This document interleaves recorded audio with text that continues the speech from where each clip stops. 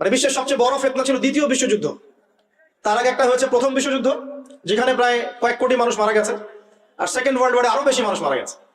তো এখন বিশ্বকে ঠেলে দেওয়া হচ্ছে একটা থার্ড ওয়ার্ল্ড ওয়ারের দিকে, মানে যে কোনো সময় একটা তৃতীয় বিশ্বযুদ্ধের আশঙ্কা করছেন। এখনকার যারা মিলিটারি অ্যাফেয়ার্স নিয়ে পড়াশোনা করেন, ওয়ার্ল্ড অ্যাফেয়ার্স নিয়ে পড়াশোনা করেন, তারা এগুলো বলতে পারবেন ভালো। বিশ্বকে একটা খাদ্য মন্দার দিকে ঠেলে দেওয়া হচ্ছে, বিশ্বকে একটা দুর্ভিক্ষের দিকে ঠেলে দেওয়া হচ্ছে, এবং মহামারীর মধ্য দিয়ে অলরেডি কিন্তু আমাদের বিভিন্ন দেশের ইকোনমিক অবস্থা ভালো না। তার উপরে খাদ্য সংকট, তার উপরে যে বৈশ্বিক যুদ্ধগুলো, আমদানি রপ্তানি বন্ধ হয়ে যাচ্ছে, তেল গ্যাসের দাম বেড়ে যাচ্ছে, জনগণ হাহাকার করছে। এই পলিটিক্যাল গ্লোবাল অ্যাফেয়ার্স এর ফিতনা এগুলা। তা আপনাকে এই জন্যই প্রথমে আমি একটা কথা বললাম যে ফিতনাময় একটা পরিবেশে একজন মুমিন যার অন্তর্দৃষ্টি আছে, যে কোরআন এবং সুন্নাহ দিয়ে এই বিশ্বের এই রহস্যগুলো উদ্ঘাটন করতে পারে, সে ভালো থাকতে পারে না। তার মনটা সবসময় কিন্তু মানে ব্যাকুল থাকবে যে কিভাবে এইসব সমস্যা থেকে নিজে উত্তরণের পথ খুঁজতে পারি, আর আমার পরিবারকে বাঁচাতে পারি, আর আমার জনগণকে বাঁচাতে পারি। আর যদি আপনি আত্মকেন্দ্রিক হন, স্বার্থপর হন, তাহলে নিজের চটকায় তেল দিবেন, নিজে ভালো থাকলেই বাপের নাম। তো দেখুন, এই জামানার কথাই নবীজি বলছেন সাল্লাল্লাহু আলাইহি ওয়াসাল্লাম, তোমাদের সামনে এমন একটা যুগ আসছে, নবীজি বলছেন জামানা সাবরিন, কঠিন জামানা, যে জামানা ঈমান নিয়ে চলাটা হবে হাতের মধ্যে আগুন নিয়ে চলার মতো। নবীজি বলছেন ওই সময়ে সাহাবী জিজ্ঞাসা করছেন, ইয়া রাসূলুল্লাহ, আমি ওই সময় কি করব? ওই সময় আমি কি করব? আমাকে কি পরামর্শ দিচ্ছেন? নবী সাল্লাল্লাহু আলাইহি ওয়াসাল্লাম বলছেন, হে আমর ইবনে আস, তুমি ওই সময় বাড়িতে অবস্থান করো, বাসায় থাকো, বিনা প্রয়োজনে বাড়ির বাইরে এসো না। ওই সময় তুমি নিজের পাপের জন্য আল্লাহর কাছে ক্রন্দন করতে থাকো, বিনা প্রয়োজনে বাড়ি থেকে বের হয়েও না। আর মানুষের সাথে এত বেশি মেলামেশা করো না, নিজে তোমার আমল, তোমার গুনাহ নিয়ে ব্যস্ত থাকো, তোমার পাপের জন্য আল্লাহর কাছে কান্নাকাটি করো, ইনশাআল্লাহ তুমি নাজাত পেয়ে যাবে। এটা একটা অপশন, মানে ফিতনাময় পরিবেশে আপনি কিভাবে বাঁচবেন, এটা একটা অপশন। আর একটা হাদিসে কি নবী সাল্লাল্লাহু আলাইহি ওয়াসাল্লাম বলছেন যে যখন এমন ফিতনাময় পরিবেশ আসবে, তখন যদি তোমরা এই আমর বিল মারুফ নাহি আনিল মুনকার, সৎ কাজের আদেশ, অসৎ কাজের নিষেধ, আমার সুন্নতের উপর অটল থাকতে পারো, তাহলে তোমরা 50 জন শহীদের নেকি পাবে। সাহাবায়ে কেরাম বলছেন, ইয়া রাসূলুল্লাহ, আমিনহুম আও মিন্না, তাদের মধ্যে 50 জন নাকি আমাদের মধ্যে 50 জন শহীদ? নবী করিম সাল্লাল্লাহু আলাইহি ওয়াসাল্লাম বলছেন, বাল মিনকুম, বরং তোমাদের মধ্যে 50 জন শহীদ। এটা অপশন নাম্বার 2। এক কি বললাম, আপনি নিজেকে নিয়ে ব্যস্ত থাকেন, বাসায় থাকেন, বিনা প্রয়োজনে বাড়ি থেকে বের হবেন না, মানুষের সাথে কম মেলামেশা করেন, এবং নিজের পাপের জন্য আল্লাহর কাছে কান্নাকাটি করেন, নিজের আমল নামা নিয়ে ব্যস্ত থাকেন, ইনশাআল্লাহ নাজাত পাবেন। 2 নাম্বার, যদি আপনার কাছে আরো বেশি যোগ্যতা থাকে এবং আপনি আরো বেশি সাহসী হন এবং আপনি উম্মার, দেশের জনগণের কল্যাণ কামনা করেন, তাহলে অন্যদেরকেও এই ফিতনাময় পরিবেশে টিকে থাকার ফর্মুলা বলে দেন। এখানে সবর করেন, আমর বিল মারুফ নাহি আনিল মুনকারের কাজ করেন, আল্লাহ পাক আপনাকে ইনশাআল্লাহ 50 জন শহীদ সাহাবী নাকি দিবেন। আরো অপশন আছে। কি অপশন? ওই যে আসহাবুল কাহফ কি করেছিল, একটা ফিতনাময় পরিবেশ থেকে নিজেরা আস্তে করে সরে গিয়েছে। যখন আপনি পরিবেশকে পরিবর্তন করতে আর পারছেন না, দাওয়াত দিয়েও কোনো কাজ হচ্ছে না, মানুষ কথাও শুনছে না, জুলুম নির্যাতন বাড়তেই আছে, টিকে থাকা মুশকিল, তখন তাদের হিসাবের দায়িত্ব আল্লাহর উপর ছেড়ে দেন, আপনি ওখান থেকে ডিসকানেক্টেড হয়ে যান। হয়তো আপনার কাছে মনে হচ্ছে না এখন ওই যুগ আসে নাই, কিন্তু আমি আপনাকে বলে দেই যে কোরআন এবং সুন্নাহর চোখ দিয়ে যদি আপনি দেখতে শেখেন এবং বর্তমান বিশ্বের প্রেক্ষাপটটা অ্যানালাইসিস করার যোগ্যতা আপনি অর্জন করেন কোরআন সুন্নাহর চোখ দিয়ে, আপনি বুঝতে পারবেন সেই সময় অনেক আগেই চলে এসেছিল। এখন ফিতনা এবং ফাসাদময় এই পরিবেশে আমরা কি করতে পারি, ছোট স্কেলে, বড় স্কেলে না, ছোট স্কেলে। আমি আজকে বড় বিষয় নিয়ে কথা বলতে আসি নাই, কারণ আমি চিন্তা করলাম যে আসলে প্রথমে যদি ব্যক্তিকেন্দ্রিক বিষয়টা ঠিক না হয়, বড় বিষয় আলোচনা করে কোনো লাভ নাই। আগে ব্যক্তি যদি ঠিক না হয়, বড় বিষয় আলোচনা করে আসলে কোনো লাভ নাই, আপনারা বুঝবেনও না, মাথার উপর দিয়ে চলে যাবে। এখন গ্লোবাল অ্যাফেয়ার্স নিয়ে কথা বলে খুব একটা ফায়দা নাই আপনাদের। এখন ইকোনমিক পুরো এই সুদভিত্তিক সিস্টেম আপনি চেঞ্জ করতে পারবেন না, এবং পুরো যে তাগুতি ব্যবস্থা আপনি চেঞ্জ করতে পারবেন না। আপনি কি করতে পারবেন? আপনি নিজেকে পরিবর্তন করতে পারবেন, আপনার পরিবারকে পরিবর্তন করতে পারবেন। এতটুকু আপনার পক্ষে এখন পর্যন্ত সহজ, ঠিক না ভাই? ঠিক কথা। এটা আপনি এখন করতে পারবেন। তো এটার ফর্মুলা কি? ফর্মুলা ঘাটতে গিয়ে আল্লাহ পাক আমার মাথার মধ্যে একটা হাদিস নিয়ে এসে দিলেন। কারণ আমি বিশ্বাস করি যে আপনারা বলছেন মৌলানা, আল্লামা, আমি আসলে এমন কিছু নই। এই কথাগুলো আসলে আমার সাথে যায় না। আমি নিতান্তই একজন ছোট মানুষ এবং তালেবে ইলম, জ্ঞানের পথের পথযাত্রী। আর আমি তালেবে ইলম হয়ে থাকতে চাই। আমি মুফতি নই, আমি মুহাদ্দিস, মুফাসসির বা এই যে শব্দগুলো আপনারা বলছেন, এমন কিছুই নয়। আসলে কিয়ামতের মাঠে আমি জান্নাতে যেতে পারবো কিনা আমি নিজেই জানি না। যখন কোনো মানুষ নিজেকে অনেক বড় মনে করা শুরু করবে, বুঝে নেবেন সে ইবলিসের আনুগত্য করা শুরু করেছে আর কি। কারণ ইবলিস বলেছিল আমি খলাকতানি মিন নার ওয়া খলাকতাহু মিন তিন, আমাকে সৃষ্টি করেছেন আগুন দিয়ে, আদমকে সৃষ্টি করেছেন মাটি দিয়ে, আমি কেন আদমকে সিজদা করতে যাব? তো এটা ইবলিসের চরিত্র, আবা ওয়াস্তাকবার, সে উদ্ধত হয় এবং অহংকার প্রদর্শন করে। তো আমি মনে করি যে আমি কিছু বলি না, আল্লাহ রাব্বুল আলামিন আমাকে বলার তৌফিক দেন মাত্র, আলহামদুলিল্লাহ। তা আমার মাথায় একটা হাদিস আসছে, সকাল থেকে ঘুরছে। সেটা হচ্ছে, দেখুন, বারা ইবনে আযিব রাদিয়াল্লাহু আনহু থেকে বর্ণিত হাদিসটা আসছে এবং হাদিসটা বিশুদ্ধ। এখান থেকে আমি মূল আলোচনা যাচ্ছি যে একদিন আনসার মানুষদের মধ্যে, আনসার কারা? আমাদের আনসার বাহিনী। আনসার কারা? যারা মুহাজির সাহাবীদেরকে আশ্রয় দিয়েছিল মদিনায়, তাদেরকে কি বলা হয়? আনসার। তাহলে শব্দটা সুন্দর না? তাহলে আমাদের বাহিনীর নামটাও সুন্দর, মাশাআল্লাহ। তো আনসার সাহাবীদের মধ্যে একজন ইন্তেকাল করেছেন, ইন্না লিল্লাহি ওয়া ইন্না ইলাইহি রাজিউন। এখন তাকে দাফন করা হচ্ছে, আর নবী সাল্লাল্লাহু আলাইহি ওয়াসাল্লাম কবরের পাশে চুপ করে বসে পড়লেন। তার বসা দেখা দেখি বাকি সাহাবীরাও তাকে ঘিরে গোল করে বসে পড়লেন। তারা বলছেন, আমরা এমন ভাবে এখানে বসেছিলাম যেন আমাদের মাথার উপরে পাখি এসে বসতে পারে, চুপচাপ, কোনো নড়াচড়া নাই। দেখেন রাসূলের সাথে বসার সুন্নত দেখেন, কোরআন এবং হাদিসের মাহফিলে বসার কিন্তু সুন্নত আছে। এখানে বসে দুনিয়াবি এত গল্পগুজব করা যাবে না, এই মোবাইল টোবাইল হাবিজাবি নিয়ে এত ব্যস্ত থাকা যাবে না, দিলের কান দিয়ে শুনতে হবে, ঠিক আছে? আদব আছে, না হলে কথা আপনার উপর তাসির করবে না। তারা এমন ভাবে বসেছিলেন যেন মাথার উপরে পাখি বসতে পারে, সুবহানাল্লাহ। এবার নবী করিম সাল্লাল্লাহু আলাইহি ওয়াসাল্লাম বলছেন যে যখন মাইয়িতকে কবরে শোয়ানো হয় তখন সে তাকে দাফন করে যাওয়া ব্যক্তিদের হাঁটার খসখস আওয়াজ শুনতে পায়। এরপরে তাকে যখন শুইয়ে দেওয়া হয়, সে যদি মুমিন ব্যক্তি হয় তাহলে তার মাথার দিকে তার সলাত এসে দাঁড়িয়ে যায়। দুনিয়াতে আপনি যে নামাজগুলো পড়েছেন, আমি যে নামাজগুলো পড়ছি, এগুলো মাথার দিকে দাঁড়িয়ে যায়।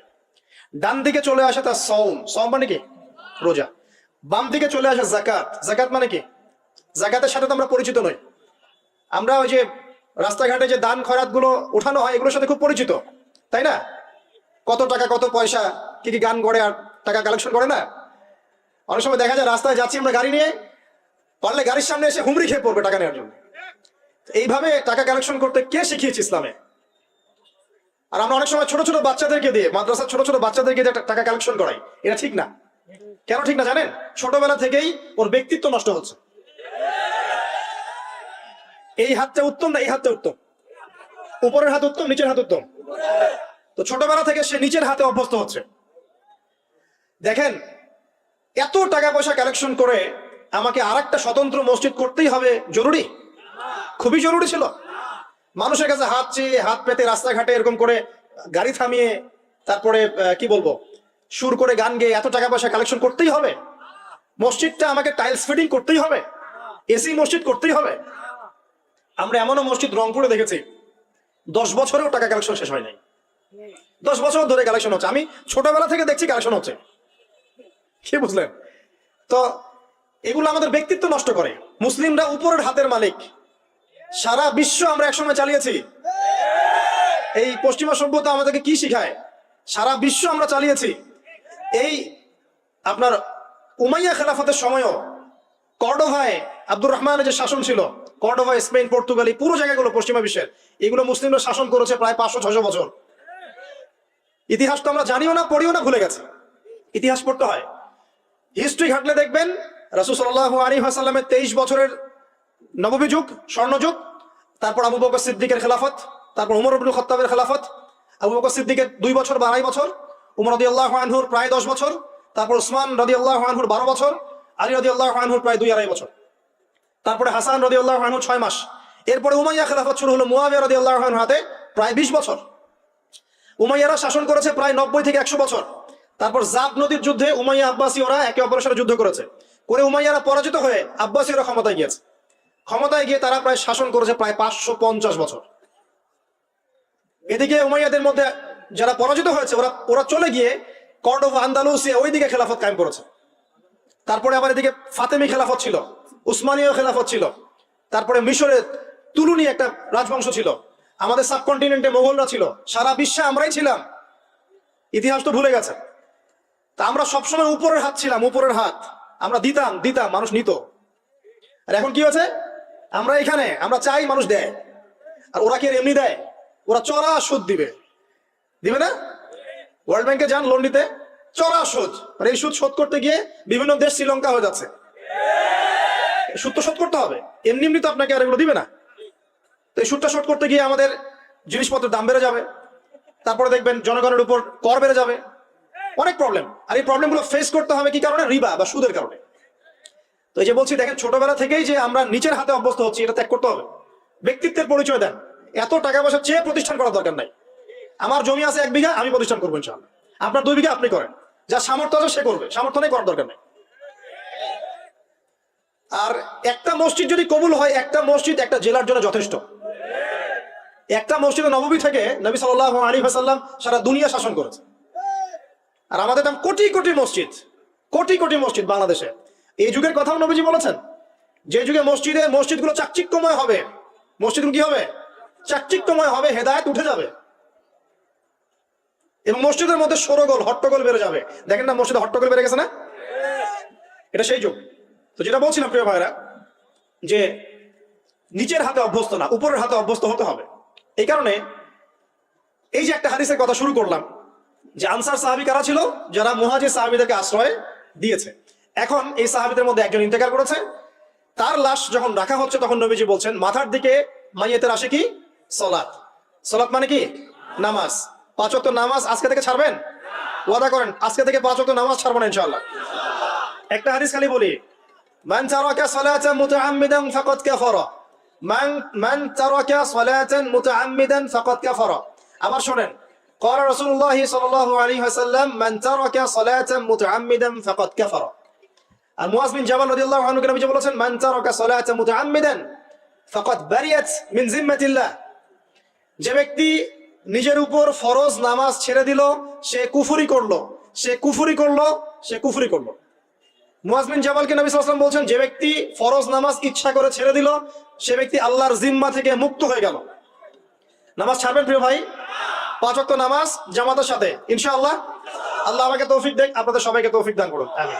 জামাত যদি না পান, একা পড়ে নেবেন, ঠিক আছে? যদি ঘুমিয়ে থাকেন, ঘুম থেকে উঠে পড়বেন। ভুলে গেছেন, যখন মনে হবে তখন পড়বেন। অজু করার পানি নাই, কি করবেন? তায়াম্মুম করবেন। তায়াম্মুমেরও কিছু নাই, আপনার কোনো কাপড়ই নাই, সতর ঢাকার কোনো কাপড়ই নাই, কি করবেন? বসে বসে নামাজ পড়বেন ওই অবস্থাতেই। এটা কোনো মাফ নাই, মানে আপনার অজু করার কোনো পানি নাই, তায়াম্মুমের কিছুই নাই, কাপড়ও নাই সতরে, তখনও নগ্ন হয়ে বসেই নামাজ পড়তে হবে, মাফ নাই। যখন শোয়ানো হবে মাথা থেকে কি থাকবে? সালাত। তাহলে আমরা যারা ফরজ সালাত এখন আদায় করছি না, আজকে তওবা করেন, বলেন আস্তাগফিরুল্লাহ আল্লাযী লা ইলাহা ইল্লা হুয়াল হাইয়ুল কাইয়্যুম ওয়া আতুবু ইলাইহি। হে আল্লাহ, আমরা তওবা করছি, সারা জীবনে যত নামাজ পড়ি নাই, এই সমস্ত নামাজ না পড়ার পাপ থেকে তোমার কাছে তওবা করছি। ঠিক আছে? এটা আস্তাগফিরুল্লাহর অর্থ নয়, আমি বাংলায় বললাম। আর যদি নামাজ কাজা করে আদায় করে দিতে পারেন, আলহামদুলিল্লাহ, খুবই ভালো হয়। যদি নাও পারেন, তাও এখন থেকে আর কোনো নামাজ বাদ দিয়ে না, আর বেশি বেশি নফল নামাজ পড়ার চেষ্টা করেন। আল্লাহ পাক তৌফিক এনায়েত করুন। আসুন, তারপরে ডান দিকে কি? সওম। সওম মানে কি? রোজা। রমজান মাসে রোজা রাখি সবাই তো, মাশাআল্লাহ, আলহামদুলিল্লাহ। রমজান মাসে সওম রাখার পাশাপাশি বেশি বেশি নফল সওম রাখার ব্যাপারে অভ্যস্ত হওয়ার চেষ্টা করতে হবে। সবচেয়ে সেরা সওমগুলো হচ্ছে মাসের 3 দিন, আইয়ামে বীজের সওম, চাঁদের 13, 14 এবং 15 তারিখ। আর সপ্তাহে 2 দিন, সেটা হলো বৃহস্পতিবার এবং কি? সোমবার। আল্লাহ পাক তৌফিক দান করুন, আমিন। এছাড়া আরাফার সওম আছে, আশুরার সওম আছে, ঠিক আছে? জিলহজ মাসের প্রথম 10 দিন রাখতে পারেন, ইত্যাদি। এবার বাম দিকে কি? যাকাত। যেটা বলছিলাম, যাকাতের সাথে আমরা খুব একটা পরিচিত নই, অথচ যাকাত একটা ফরজ ইবাদত। কেউ যদি নামাজ এবং যাকাতের মধ্যে পার্থক্য করে, সে ব্যক্তি কাফের হয়ে যাবে। কেউ যদি মনে করে নামাজ আমি মানি, যাকাত আমি মানি না, তাহলে কাফের হয়ে যাবে। নিসাব পরিমাণ সম্পদ হলে প্রত্যেক মুসলিমের উপর যাকাত ফরজ, ঠিক আছে? এবং এই যাকাতই হচ্ছে আপনার ইসলামিক অর্থনীতির মূল ভিত্তি। যাকাত হচ্ছে ইসলামিক অর্থনীতির কি? যাকাত ইসলামিক অর্থনীতির মূল ভিত্তি। কিভাবে জানেন? ব্যবসা এবং যাকাত এটা কি করে? এটা একটা মার্কেটের মধ্যে সম্পদ ঘুরতে থাকে। আমি বুঝাচ্ছি আপনাকে। মনে করেন আপনি ব্যবসা করছেন এবং যাকাত দিচ্ছেন। যাকাত কারা দিবে? যারা যাকাতের নিসাব পরিমাণ সম্পত্তি রাখে, মানে কিছুটা ধনী তারা। তো তারা ব্যবসা করছে, মাশাআল্লাহ। ব্যবসা যখন করে ব্যবসায় কি থাকে? লাভ থাকে, লস থাকে, লাভ থাকে, লস থাকে। লাভও হতে পারে আপনার, লসও হতে পারে। আর সুদে কি? শুধু লাভ, লস আছে? লস নাই। পার্থক্য বোঝেন। এখন ব্যবসা যখন আপনি করবেন, এই টাকা বা মূল যে ক্যাপিটাল যেটা বলে অর্থনীতির ভাষায়, এটা মার্কেটের মধ্যে সার্কুলেট করতে থাকবে। আজকে আপনি ধনী, লাভ করেছেন, কালকে লস করবেন, এই ধন আরেকজনের হাতে চলে যাবে। সে আবার ব্যবসা করছে, সে লাভ করলে সম্পদ তার হাতে থাকলো, লস করলে আরেকজনের হাতে। মানে এই মানিটা, ক্যাপিটাল যেটা, এটা মার্কেটের মধ্যে ঘুরতে থাকে, ঘুরতে থাকে। আজকে কেউ ধনী, কালকে কেউ ধনী, আজকে কেউ ফকির, কালকে কেউ ধনী, এভাবে। এখানে আল্লাহ পাক যাকে ইচ্ছা হয় ধন দেন, যাকে ইচ্ছা হয় দরিদ্র করেন। এটা আল্লাহ পাক নিয়ন্ত্রণ করেন। আবার এর মধ্যে যারা ধনী হবে তারা আবার জাকাত দিবে। কাকে জাকাত দিবে? যে গরিব তাকে। এই কারণে অর্থনৈতিক সাম্য থাকবে এবং টাকা, ক্যাপিটাল মার্কেটে সার্কুলেট করতে থাকবে। এটা হচ্ছে ইসলামিক ইকোনমিক্স। বুঝাতে পারছি না মনে হয়? আর রিবাই কি হবে? রিবাই কোনো লসের চান্স নাই। মানে এখানে ধনী আরো ধনী হতে থাকবে, গরিব আরো গরিব হতে থাকবে, প্লাস জাকাতও দিবে না। তখন সমাজের একটা অংশ অনেক ধনী হবে, আর একটা অংশ একদম মাটিতে পড়ে যাবে, কোনো ব্যালেন্স হবে না। এই কারণে বিশ্বের একটা অংশ, ওই বিশ্বের একটা বড় অংশ যারা সুদখোর, যেখান থেকে সুদ এসেছে, ওইটা আস্তে আস্তে ধনী হয়ে গেছে এবং বিশ্বের বহু কান্ট্রি আস্তে আস্তে দারিদ্র সীমার নিচে চলে আসছে। এটা শুধু ব্যক্তির ক্ষেত্রেই নয়, এটা সমাজের ক্ষেত্রে নয়, পুরো বিশ্বেটা হচ্ছে। তো এই হলো রিবা এবং ব্যবসা ভিত্তিক, জাকাত ভিত্তিক ইকোনমিক সিস্টেমের পার্থক্য, বেসিক ডিফারেন্স। রিবার মধ্যে আল্লাহ পাক তার হাত উঠিয়ে নেন, আল্লাহ পাক সেখানে আর ইন্টারফেয়ার করেন না। ঠিক আছে, সুদ খাচ্ছ, তুমি তোমার মতো চলো এখন। আর ব্যবসা ভিত্তিক ইকোনমিক্স চললে আল্লাহ পাক সেখানে কাউকে ধন দিবেন, কারো কাছ থেকে দিবেন। আপনার ধন নিয়ে আমাকে দিবেন, আমার ধন নিয়ে আপনাকে দিবেন। আর আমি যদি ধনী হই, আমি আবার জাকাত দিব, সেই জাকাতের টাকা আবার আপনার হাতে যাবে, কেউ না খেয়ে মরবে না। তো সামনে এই যে বলা হচ্ছে 2023 সাল, শুধু 23 সাল না, আমার অবজারভেশন 2026-27 পর্যন্ত একটা অর্থনৈতিক মন্দা চলতে পারে। বলবে কিছু কিছু লোক যে ভবিষ্যৎবাণী করতে যাওয়া, এটা ভবিষ্যৎবাণী নয়। আপনি বর্তমান সম্পর্কে খবর রাখেন না বলেই বর্তমানকে আপনার ভবিষ্যৎ মনে হচ্ছে। আমাদের অনারেবল মিনিস্টার যারা আছেন ওদেরকে জিজ্ঞাসা করেন, তাদেরকে জিজ্ঞাসা করেন, তারাও বলছেন যে 2023 সাল থেকে 26 সাল খাদ্য মন্দার মধ্যে যান। দেখেন নাই? তারাও এই কথা বলছেন, কারণ তারা বুঝতে পারছেন ওয়ার্ল্ডের অবস্থা ভালো না। এখানে একটা সলিউশন বলছে, ইচ্ছা হলে আপনি গ্রহণ করতে পারেন, ইচ্ছা হলে নাও করতে পারেন। আমার তো চাপিয়ে দেওয়ার কোনো ক্ষমতা নাই। ফাযাক্কির ইন্নামা আনতা মুযাক্কির, আপনি শুধু উপদেশদাতা। লাস্তা আলাইহিম বিমুসাইতির, আপনি কারো প্রতি দারোগা নন। কি উপদেশ? এই যে জাকাত, যেটা জাকাত, আমাদের জাকাত যেটা আসে, এটাকে একটু বড় পরিসরে কালেক্ট করার চেষ্টা করতে হবে। কোনো যদি আমরা সুষ্ঠু বন্টন করতে পারি গরিবদের মাঝখানে, ইনশাআল্লাহ কেউ খাদ্য অভাবে মারা যাবে না ইনশাআল্লাহ। আল্লাহ পাক আমাদেরকে বোঝার তৌফিক দান করুন। এর পাশাপাশি তারা যেটা বলেছেন, ইকোনমিক সেকশনের লিডার যারা আছে, তারা যেটা বলছেন এটা ঠিক বলছেন। তারা বলছেন কৃষিভিত্তিক অর্থনীতির কথা বলছেন, এটার সাথে আমি 100% একমত। কারণ আল্লাহ পাকের কোরআন, এই কোরআনের মধ্যে বেশিরভাগ যে অর্থনীতির কথা এসেছে তা হচ্ছে কৃষিভিত্তিক অর্থনীতি। এটা কি জানেন? হয়তো জানেন না। কোরআনে যত ইকোনমিক সিস্টেমের কথা আসছে তার মধ্যে সবচেয়ে বেশি এসেছে কৃষিভিত্তিক অর্থনীতির কথা, তারপর ব্যবসা এবং জাকাত। অতএব তারা ঠিকই বলেছেন, দেশের যারা ইকোনমিক সেকশনে গবেষণা করছেন তারা ঠিক কথাই বলেছেন যে কৃষিভিত্তিক অর্থনীতি হচ্ছে আমাদের অর্থনৈতিক মন্দা দূর করার অন্যতম উপায়। ঠিক বলেছেন, আমি একমত। তো জাকাত, যেটা কথা বলছিলাম, বাম দিকে জাকাত আসবে। তো জাকাত আমরা দিব তো ইনশাল্লাহ ভাই। যাদের, শোনেন, বাংলাদেশে এমন অনেক শিল্পপতি আছে যাদের একজনের জাকাতের টাকা দিয়ে একটা গ্রাম চলতে পারে। আর জাকাতের টাকা কিন্তু শুধু এক বছরে আসবে না, প্রতি বছরেই ঘুরে ঘুরে আসবে। মনে করেন যে আপনাদের এলাকার মধ্যে অনেক বিত্তশালী আছেন, আমি দোয়া করি মন থেকে আল্লাহ পাক বিত্তশালীদের অন্তরটাকে নরম করে দিক এবং ওসমান রাদিয়াল্লাহু আনহুর মতো দানশীল করে দিক। আমরা দোয়া করি, আমরা কারো খারাপ চাবো, সবার জন্য হেদায়েতের দোয়া করব। টাকা থাকতে তো সমস্যা নাই, কিন্তু টাকা থেকে যদি উসমান রাদিয়াল্লাহু আনহু হতে না পারলাম তাহলে সমস্যা। টাকা থাকতে কোনো সমস্যা নাই, ধন আপনাকে আল্লাহ দিতেই পারে। এই ধনটাকে উসমান গনি রাদিয়াল্লাহু আনহুর মতো আল্লাহর পথে বিতরণ করে দেন, ইনশাআল্লাহ আল্লাহ পাক আপনাকে জান্নাতুল ফেরদৌস দান করবেন।